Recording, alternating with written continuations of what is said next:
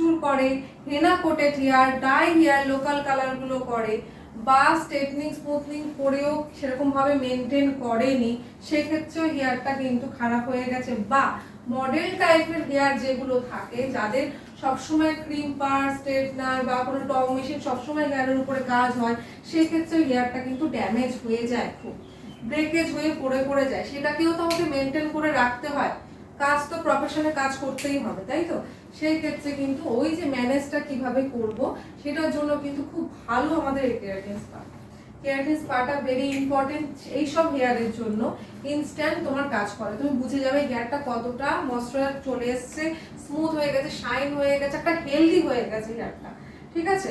এবার আছে তার মধ্যে হয়তো ড্যান্ড্রফের কারোর প্রবলেম আছে, তার মধ্যে কারোর হচ্ছে হেয়ার ফল হচ্ছে, এগুলো তো আছে, বা ওই প্রবলেমগুলো নিয়ে আমরা কাজ করব। সবসময় কেরাটিন স্পার মধ্যে লেখাই থাকবে না যে কেরাটিন স্পা, মানে একটা কন্টেনারের মধ্যে লেখাই থাকবে না। তাহলে কি কি লেখা থাকতে পারে?